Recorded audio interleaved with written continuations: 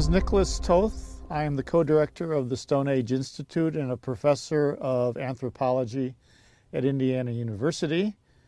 And I want to show you what our ancestors started doing about 2.5 million years ago that we can see on the African continent.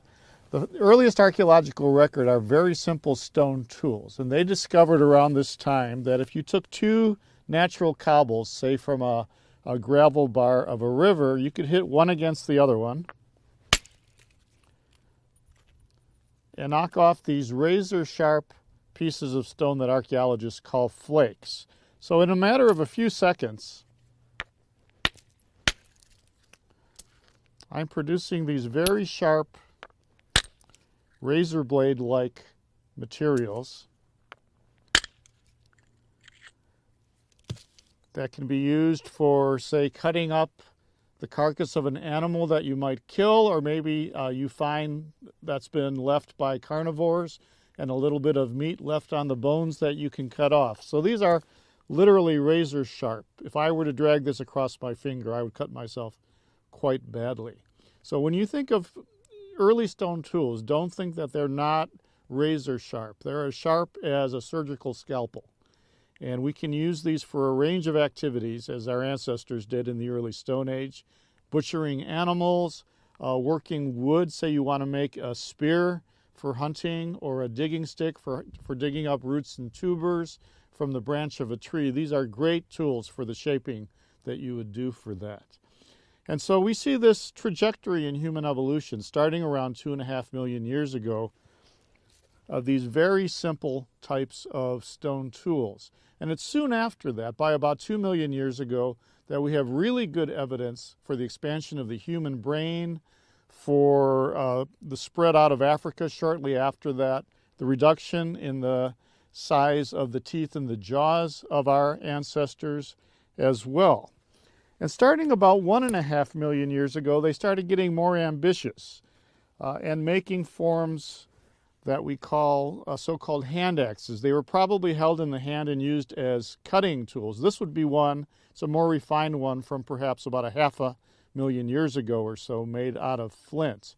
And so the idea of this is you would take a larger piece of stone and kind of imagine that form in the middle of it, and then again, using a hammer, slowly but surely marching around the edges and knocking off flakes. So I'm using the scar of the flake that was just knocked off as a striking platform to go in the other direction. And the idea is you want to march all the way around this piece. So I'm not thinking too much about the final shape yet. I'm just kind of trying to produce an edge around the circumference of this piece.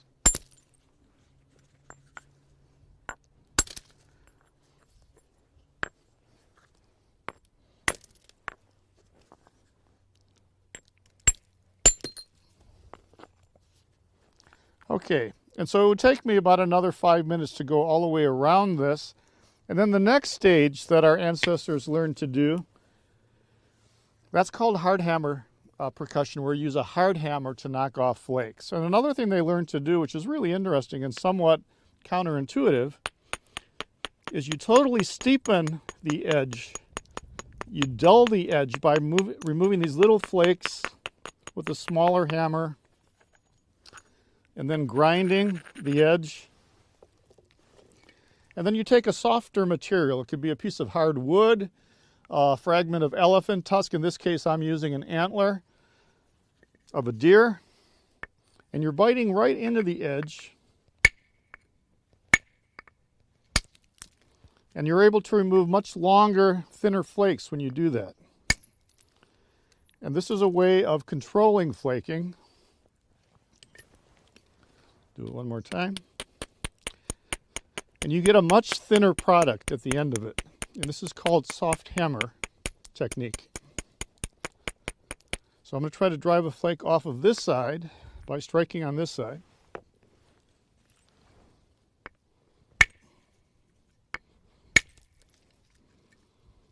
You can see how I did that. And by doing that, going around, you can carefully shape the edge, thin it, and make a superb butchery tool. And when people ask, why did they bother to make something this big? They were butchering large animals, sizes of zebra and buffalo on occasion. These are big mammals that weigh hundreds and hundreds of pounds. And would you rather use a razor blade for butchering one of these animals, or would you rather use basically a two-fisted tool like this? You have a lot more cutting edge, a lot more weight behind what you're doing as well. And so when we look at the history of technology, you're seeing changes in the refinement of stone tools over time. By the time you get to Neanderthals and early modern humans, they're probably starting to haft tools onto handles, either using some kind of adhesive material like pitch from a pine tree, or by using sinew or other material to lash tools together as well. And so we see this progression and refinement of technology through time, especially with stone. But starting around 80,000 years ago, we're also seeing refinement in bone working, that they're starting to make bone tools for the first time as well.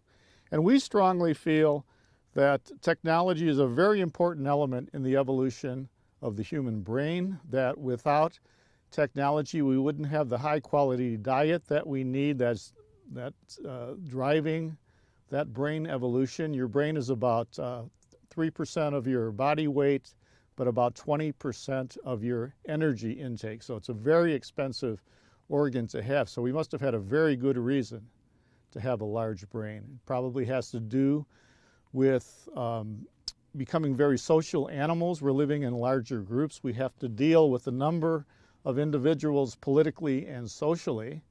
And so more intelligent animals are able to interact socially in a better way.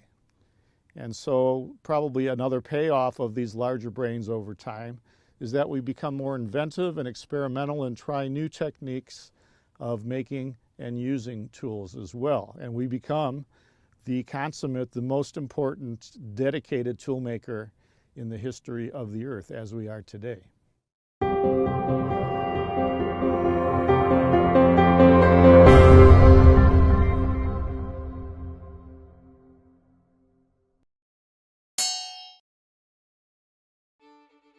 My name is Neil Rippingale. I'm the Training Programme Manager for the Dry Stone Conservancy. We're a non-profit organisation based in Lexington, Kentucky, and we travel all over the United States training and promoting the craft of dry stonework. This is a retaining wall, and the reason for this retaining wall, this was all one field going back in the 1772, 1771 thereabouts. And what they actually found here, Mark Bird actually established the iron furnace here at Hopewell. And to power the furnace with the oxygen for the furnace, there was a head race here. This is called the East Head Race. On this head race here, there was water run down this swale here, and it ran about a mile, all the way from up in the woods there, and running a mile, a great piece of engineering, all the way down there. Only about 6 inches of water ran at a time, and that was sufficient to power a 23-foot wooden wheel that actually powered the bellows on a piston basis. And it was absolutely incredible. So that fired the furnace. So there's a great piece of history here. While we're doing the workshop, the National Park Service, Jeff Finch, he actually does the philosophy of preservation as well. And by that, it shows us the character-defining features of when this was actually refurbished in 1939. And it was done by the CCC, the Conservation Trust, they did this work. And it was a bit suspect at the time, and what it really needs is a cap on the top here. But what we call the character-defining features, we have to leave it the way that we found it, with respect to the masons and some quality as well. But that really covers what we've been doing here. And when we first came here, we couldn't actually see this project. It was all covered with weeds and vegetation, but you can now see the swale back into the way it was in the 1700s. The dry stone work, well, especially in America, there's been a lot of Scots and Irish brought the skills over through the Appalachian Trail. And the Scots and Irish came down the Appalachian Trail, they brought their recipes, brought their music, they brought their skills, and they settled in Kentucky predominantly with a lot of work there round about Lexington, where we're actually based. There's a tremendous amount of stonework there. It's the same geology as in Tennessee as well. So we've actually used the same techniques. The Irish travelled all over with the Scots as well. So it's predominantly international. I think there's a great future for young people, and I think to keep their minds open in dry stonework. If you can start off with the basics, like a single face like this here, then you can advance into doing freestanding walls. There was one in Australia we built, was 22 feet high, and it was 8 feet at the base. It was an architectural statement, but there was 16 tons in a linear yard. So keeping your mind open to new ideas, working with landscape architects and engineers, work with old and new. There's a great combination there. Yep. And check out our website on drystone.org.